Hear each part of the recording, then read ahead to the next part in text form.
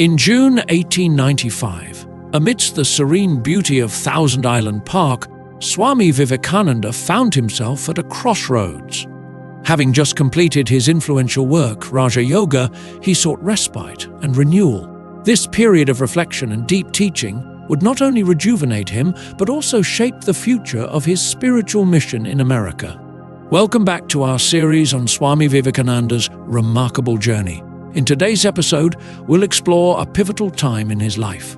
From the completion of his seminal work, Raja Yoga, to his rejuvenating retreat at Thousand Island Park, we'll delve into his reflections on his work, his profound teachings during this period, and the tranquil yet transformative summer he spent with his disciples.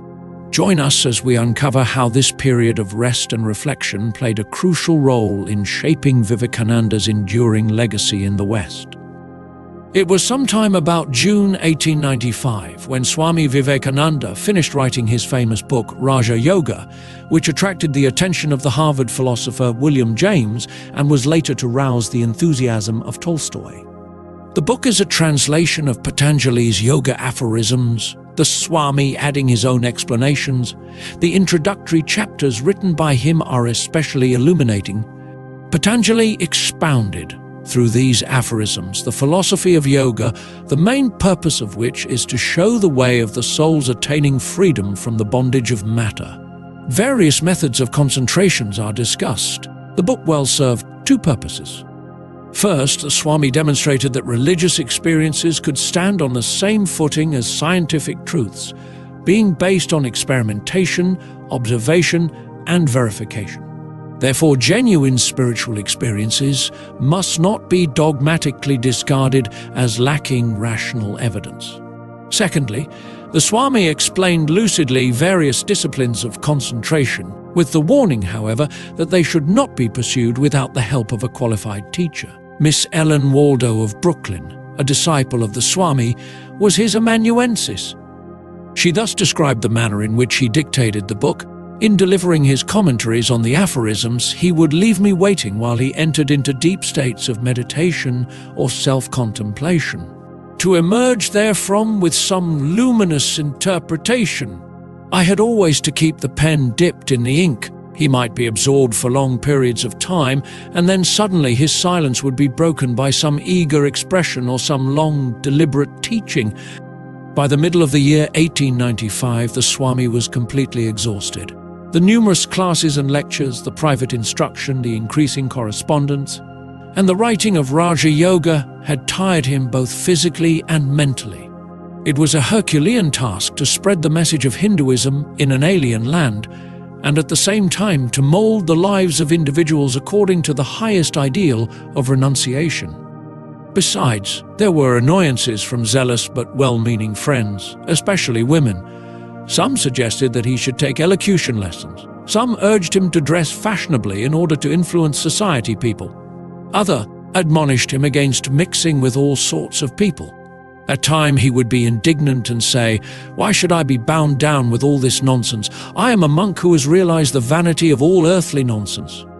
I have no time to give my manners a finish. I cannot find time enough to give my message. I will give it after my own fashion. Shall I be dragged down into the narrow limits of your conventional life? Never." Again he wrote to a devotee, I long for my rags, my shaven head, my sleep under the trees, and my food from begging." The Swami needed rest from his strenuous work and accepted the invitation of his devoted friend Francis H. Leggett to come to his summer camp at Percy, New Hampshire, and rest in the silence of the pine woods. In the meantime, Miss Elizabeth Dutcher, one of his students in New York, cordially asked the Swami to take a vacation in her summer cottage at Thousand Island Park on the St. Lawrence River. The Swami gratefully accepted both invitations. About his life at the camp, he wrote to a friend on June 7, 1895, "It gives me a new lease of life to be here. I go into the forest alone and read my Gita and am quite happy." After a short visit at Percy, he arrived in June at Thousand Island Park, where he spent 7 weeks. This proved to be a momentous period in his life in the Western world. When the students who had been attending Swami Vivekananda's classes in New York heard of Miss Dutcher's proposal, they were immensely pleased because they did not want any interruption of their lessons. The Swami too, after 2 years' extensive work in America, had become eager to mold the spiritual life of individual students and to train a group that would carry on his work in America in the future. He wrote to one of his friends that he intended to manufacture a few yogis from the materials of the classes. He wanted only those to follow him to Thousand Island Park who were completely earnest in their practice of spiritual disciplines, and he said that he would gladly recognize these as his disciples. By a singular coincidence, just 12 disciples were taught by him at the summer retreat. Though all were not there the full 7 weeks, 10 was the largest number present at any one time. 2, Madame Marie-Louise and Mr. Leon Landsberg, were initiated at Thousand Island Park into the monastic life. The former, French by birth but a naturalized American, a materialist and socialist, a fearless progressive woman worker known to the press and platform, was given the name Abhayananda. The latter, a Russian Jew and member of the staff of a prominent New York newspaper, became known as Kripananda. Both took the vows of poverty and chastity. In many respects, the sojourn in Miss Dutcher's cottage was ideal for the Swami's purpose. Here, to this intimate group, he revealed brilliant flashes of illumination, lofty flights of eloquence, and outpourings of the most profound wisdom. The whole experience was reminiscent of the Dakshineshwar days when the Swami, as the young Narendra, had been initiated into the mysteries of the spiritual life at the feet of his master, Ramakrishna. Thousand Island Park, near the western tip of Wellesley Island, the second largest of the 1,700 islands in the St. Lawrence River, has for its setting one of the scenic showplaces of America. A prosperous village during the last part of the 19th century, it was, at the time of the Swami's visit, a stronghold of Orthodox Methodist Christianity. The local tabernacle, where celebrated preachers were invited to conduct the divine service on Sunday mornings, attracted people from the neighboring islands. Since secular activities were not allowed on the Sabbath, the visitors would arrive at Thousand Island Park the previous day and spend the night camping out. No such profanities as public drinking, gambling, or dancing were allowed in the summer resort, a rule that is still enforced half a century later. Only people of serious mind went there for their vacation. Miss Dutcher's cottage was ideally located on a hill, which on the north and west sloped down towards the river. It commanded a grand view of many distant islands, the town of Clayton on the American mainland and the Canadian shores to the north. At night, the houses and hotels were brightly illuminated by Chinese lanterns.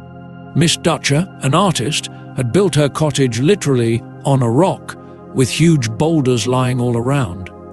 It was surrounded by rock gardens with bright-colored flowers. At that time, the tress at the base of the hill had not grown high. People from the village often visited the upstairs porch to survey the magnificent sweep of the river.